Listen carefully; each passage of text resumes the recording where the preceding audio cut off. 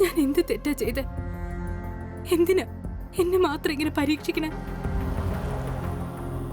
എല്ലാവരും നന്നാവണമെന്ന് പ്രാർത്ഥിക്കണതാ തെറ്റ്?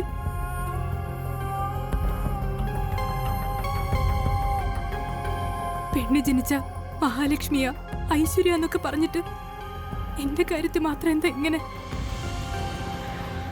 എന്റെ അമ്മയെ നേരത്തെ അങ്ങ് വിളിച്ചില്ലേ? അച്ഛന്റെ കൂടെയെങ്കിലും ജീവിക്കാന്ന് വെച്ചപ്പോ അതിന് സമ്മതിക്കില്ല അല്ലേ?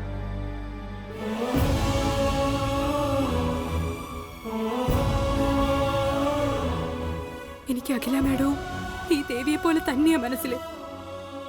അതും ദേവി തന്നെയാ കല്യാണിക്ക്.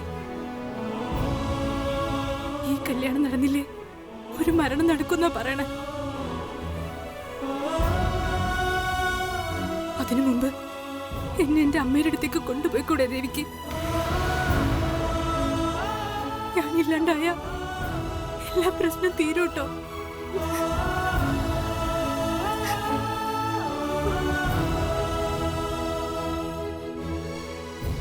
കല്യാണി,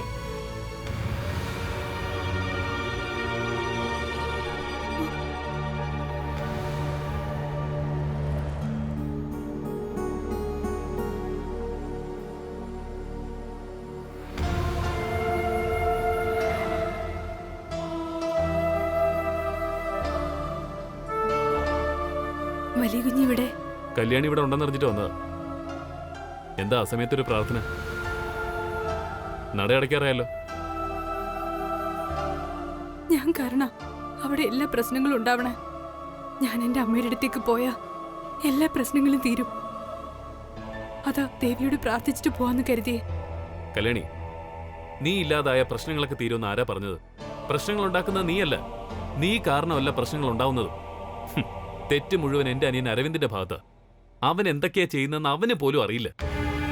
നിന്നോട് യാതൊരു അടുപ്പവും ഇല്ലാഞ്ഞിട്ട് പോലും ഓഡിറ്റോറിയത്തിൽ വെച്ച് നിന്നെ ഇഷ്ടമാണെന്ന് അവൻ വിളിച്ച് പറഞ്ഞില്ലേ? അതുപോലെയാ ഇപ്പൊ നിന്നെ തന്നെ കല്യാണം കഴിക്കണമെന്നും അവൻ പറയുന്നത്.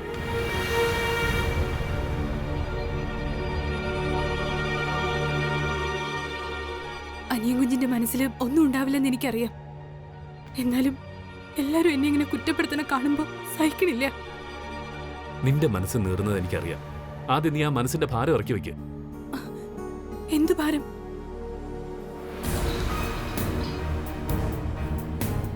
ആനന്ദ് എന്തിനാ ഇവിടെ വന്നത്? ഇതിനെന്തോ ചുറ്റിക്കളി ഉണ്ടല്ലോ. നീ വന്ന് നമുക്കൊന്ന് നോക്കാം. മനസ്സിലാവണില്ല. എന്ത് ഭാരം ഉണ്ടെന്നാ വലിയ കുഞ്ഞു പറയണേ?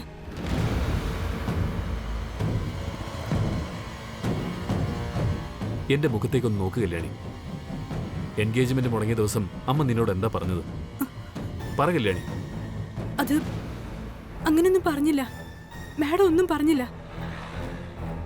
കല്യാണി, ഇത് നിന്നോട് ഒരിക്കലും ചോദിക്കരുതെന്ന് കരുതിയതാ. പക്ഷേ ഇനിയും അത് അറിഞ്ഞില്ലെങ്കിൽ എന്തോ ആപത്തുണ്ടാവുന്നൊരു തോന്നല്. അതുകൊണ്ടാ. പറ കല്യാണി. അന്ന് അമ്മ എല്ലാരെയും പുറത്തിറക്കി കഥ കടച്ചിട്ട് നിന്നോട് മാത്രമായിട്ട് എന്താ പറഞ്ഞത്? ഞാൻ പോവാ, എനിക്കൊന്നും പറയാനില്ല. നീ പൊയ്ക്കോ. പക്ഷേ ഞാൻ ഇവിടെ തന്നെ കാണും.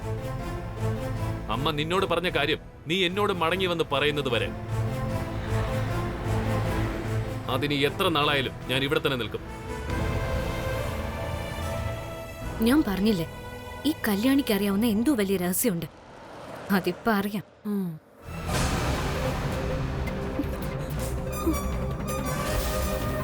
അതാരോടും പറയാൻ പാടില്ല. അതുകൊണ്ടാ എന്നെ ഇങ്ങനെ സങ്കടപ്പെടുത്തരുത്. ശരി, നീ ആരോടും പറയണ്ട. ദേവിയോട് പറയാലോ. ഞാൻ ഇവിടെ നിന്ന് കേട്ടോളാം. പറഞ്ഞോ കല്യാണി.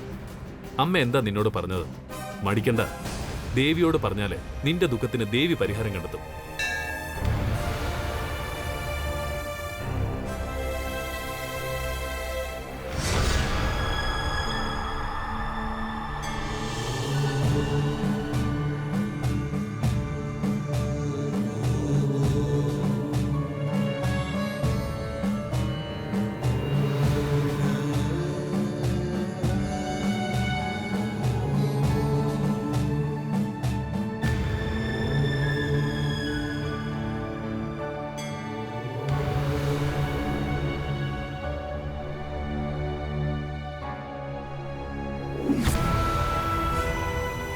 മുടങ്ങിപ്പോയ നിശ്ചയം 7 ദിവസത്തിനുള്ളിൽ നടക്കണം. നീ വേണോ അത് നടത്താൻ?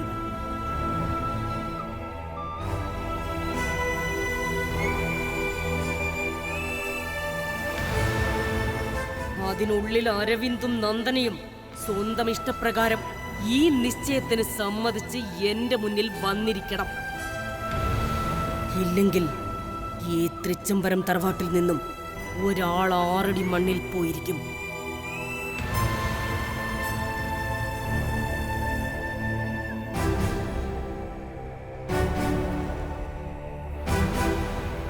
താങ്ക്സ്. ഇപ്പൊ എനിക്ക് മനസ്സിലായി കാര്യങ്ങള്. അമ്മ നിന്നെ ഏൽപ്പിച്ച ഈ ദൗത്യത്തിന് സർവ്വ പിന്തുണയും ഞാൻ തരും. അരവിന്ദും നന്ദനയും തമ്മിലുള്ള കല്യാണം നമ്മൾ ഒരുമിച്ച് നിന്ന് വേണം നടത്താൻ. വാ പോവാം.